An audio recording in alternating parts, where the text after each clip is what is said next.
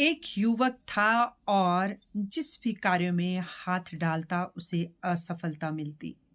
युवक बहुत दुखी हो गया था और उसे किसी ने बताया कि जाएं, एक संत है पहुंचा हुआ, वो तुम्हें कोई ना कोई युक्ति जरूर बताएगा, उपाय बताएगा जिससे तुम्हारे कार्य सिद्ध होंगे। वो युवक संत के पास पहुंचा, काफी देर बैठा तो संत ने उसे एक चिट्ठी दी और कहा कि घर जाकर इस चिट्ठी को पढ़ लेना और तुम्हारी सारी समस्याओं का समाधान इसमें मिल जाएगा। घर पहुंचता है, वो युवक चिट्ठी पढ़ने लगता है तो उसमें लिखा होता है कि प्रिय, कि जब तुम सुबह उठते हो तो मुझे लगता है कि तुम मुझे याद करोगे, लेकिन तुम अपने कामों में बिजी हो जाते हो। उसके बाद तुम चाय की प्याली हाथ में लेते हो तो मुझे लगता है कि अब तो मुझे याद कर ही लोगे, लेकिन फिर तुम और ही कामों में साथ लग जाते हो। उसके बाद नहाने जाते हो और नहाने के बाद आने पर भी मुझे इंतजार रहता है कि अब तो तुम मुझे याद कर ही लोगे, लेकिन उस वक्त बजाय मुझे याद करने के तुम अपनी अलमारी में कपड़े चुनने लग जाते हो कि आज कौन से कपड़े पहनोगे जिससे तुम सुंदर दिखोगे।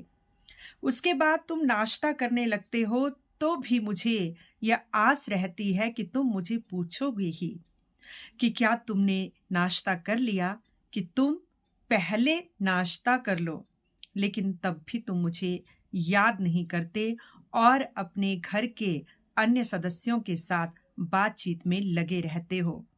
उसके बाद तुम अपने काम पे जाते हो तो मुझे लगता है कि अब मुझे याद करोगे, लेकिन तब तुम अपने मोबाइल में बिजी हो जाते हो या कोई गेम खेलने लग जाते हो। उसके बाद जब तुम अपने कार्यस्थल पे जाते हो और तुम्हें थोड़ा टाइम मिलता है जिसे मी टाइम कहते हैं, तो मुझे लगता है अब तो याद कर ही लोगे, लेकिन तब भी तुम मुझे याद नहीं करते और अपने दोस्तों के साथ गपबाजी करते हो। उसके बाद तुम घर लौटते हो तो भी मुझे लगता है कि सांझ हो गई है, अब तो मैं तुम्हें याद आ ही जाऊंगा, लेकिन ना, फिर तुम अपने परिवार के साथ बिजी हो जाते हो और जब रात्रि सोने के लिए अपने बिस्तर पे पहुंचते हो, अब तो मुझे विश्वास होता है कि अब तो दिन ढल चुका, अब तो मुझे याद ही करोगे, लेकिन तब भी तुम मुझे याद नहीं करते और सोने से पहले अपने कल के दिन की चिंता में ही सो जाते हो। और तुम्हें मेरी याद तब आती है जब तुम्हारा काम कहीं अटक जाता है और तब भी मुझे इसीलिए याद करते हो क्योंकि तुम अपना अटका काम मुझसे बनवाना चाहते हो। तो मित्र, कभी काम के लिए ही नहीं, कभी यूं भी मिलने आया करो। देखना तो सही, यूं ही मिलने आओगे तो तुम्हारे दामन में खुशियां भर जाएंगी। तुम्हारा मित्र ईश्वर, भगवान, खुदा या जो भी तुम मुझे मानते हो, कहते हो। ये पत्र पढ़कर उस युवक की आंखों से आंसू निकल आए। यहाँ तक कि कोई भी ऐसा पत्र भगवान का पढ़ ले तो उसकी आंखों में आंसू आ जाएंगे।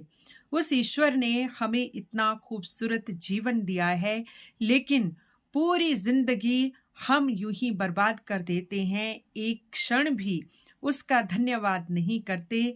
इस खूबसूरत जीवन देने के लिए एक क्षण भी उसके पास चैन से नहीं बैठते और एक क्षण भी बिना काम के उससे मिलने नहीं जाते।